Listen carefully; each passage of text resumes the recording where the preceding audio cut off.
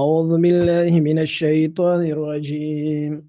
بسم الله الرحمن الرحيم سورہ بقرہ دویمہ سپارہ آیت نمبر 196 اللہ سبحانہ وتعالی فرمائی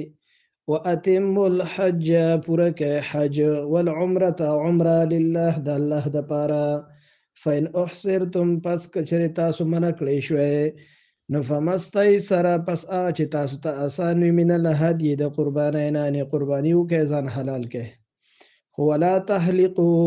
او تاسو بنخره رؤوسکم خپل سرونه حتی یبلغ الهدیو تر دې چې ورسیږي قربانی محل خپل ځای د حلالېدو ته یعنی مینا ته فمن کان منکم پس چې څوک وي په تاسو کې مریضن بیمار او به اذى من رأسه یا تکلیف وي د هغه په سر کې ففدیة من صیام پس دی به فدیه کې روجې نسی او صدقه یا به صدقه ورکوي او نسک یا به قربانی کوي فاذا امنتم پس هر کله چې تاسو په امن شئ یره ختم شوله فمن تمتع پس چې فایده پورته کړه بالعمره په عمرې سره الی الحج حج ور سره یعنی چا چې د عمرې سره حج کو دواړه یو ځای کړل نو فمستیسر پس په د باندې لازم دی چې آسان وي ورته من الهدي د قربانینا اوس په قربانیم کې خو فمن لم یجد پس کم سړی چې نمومي یا وس نشته دی د قربانینا فصيام 3 ایام پس دی بروجې نسی درې فی الحج په حج په دوران کې و7 او روجې اذا رجعتم هر کله چې تاسو واپس شئ تلکا عشرتن کامله دا لس ورځې پوره شوې ذالک دا حکم لمن د هغه چا دپاره دی لم یکن چې نوي اهله د کور والا حاضر المسجد الحرام د مسجد حرام په خوا کې اوسېدونکي د هغه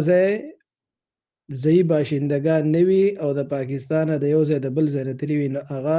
حج سره عمره هم کولی شي او چې دا غزه کس وي نو صرف حج بکی د حج په ورځو کې عمره به نه کوي واتقوا الله او یریږئ د الله نه واعلموا پوه شئ ان الله بشک الله تعالی شدید العقاب سخت عذاب ورکوونکی دی الحج حج اشهر معلومات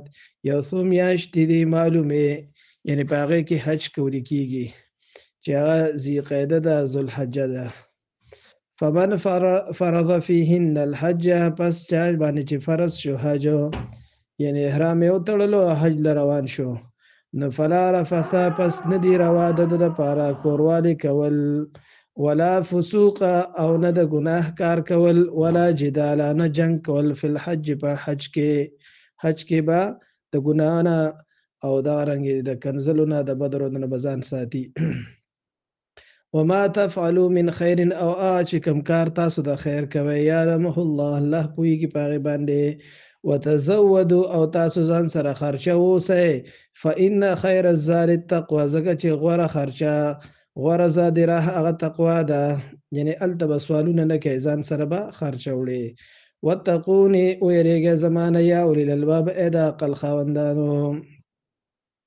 لیس علیکم جناح نشته دی په تاسو باندې ګناه ان تبتغوا دا چې تاسو تلاش کې فضلا من ربکم د خپل رب فضل یعنی چې کله حج وشي د هغې نه وروسته تاسو تجارت هم کولی شئ فاذا فزتم پس هر کله چې تاسو واپس شئ من عرفات د عرفات نه فاذکروا الله نو یاد کړئ الله تعالی عند المشعر الحرام د مشعر حرام په خوا کې چې هغې ته مزدلفه ویل کیږي واذکروه یاد کړئ الله تعالی کما هداکم لکه څرنګه چې تاسو ته هدایت کړی تاسو راهنمایي کړې ده وان کنتم اگر چې وای تاسو من قبله د دین وړاندې لمن الضالین د بې خبرونه صدق الله مولانا العظیم